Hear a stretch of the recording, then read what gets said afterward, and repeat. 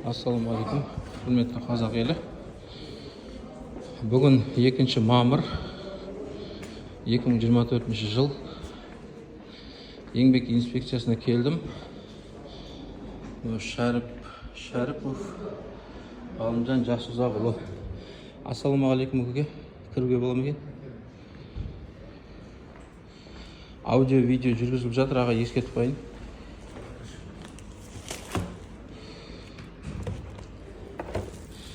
Қолыңызды алып амандасып қойын.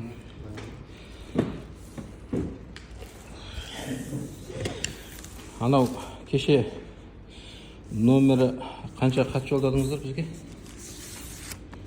Номері 69-шы хатыңызға жауапты алып келдім. Енді бұл хатты қайтадан бір-екі жерінде бухгалтерлік есебінде қателік кеткен екен. Бухгалтер бұны қайтадан есептеп шығарды. Өзінің түсініктемесін берді, мен қол қойып бөрді басып алып келдім. Ендігі мәселе мынаны да бер жерді. Білмеймін, расписание деп бер жерді. Алып қоя салыңыз. Алып қоя салыңыз, мейлі алып қоя салыңыз. Енді барлық нәрсе белгілі болды ма ағасы? Біз жақтан не қажет болды? Сіз жақтан мынау актімен оқып танысып шығасыз. Жаңағыда бұл қандай акті? Тексеру нәтижесі бойынша не анықталды, не көрдік деген мәселенің барлығы. Енді бұл актіні анықталған мәселе туралы акті ма бұл? Заң бұзушылық жаңағыдай арызда көрсетілген жалақысы төленбеді деген хронология жазылып жатыр. Соны көрсетіп оқып шығыңыз. Енді бұл жерде қандай ауызша айта кетіңізші, қалай не болып? Бұл жерде жалпы жаңағыдай өзің ұсынған құжаттар бойынша анаған артық төленгенін көрсетіп жатырмын. Осының нәтижесінде сенің ояқтан алатын ақшаңыз жоқ, сізге артық төленген екен. Бұл еңбек дауы, әгер қандай да бір мәселе болатын болса, судебный порядке шешесі деп жауап беріледі. Осының негізінде. Осының негізінде, иә. Ал енді ол кісілерден анау істеген күндерін анықтадыңыздар ма?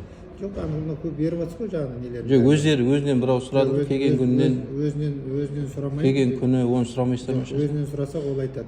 Мына жерде анау жазған өтініші бойынша қарайсыздар ғой? Өтініші бойынша қараймыз. Басқа нәрсені жағмаймыз. Өйткені одан сұрасақ ол айтады. Анау мекемемен барып.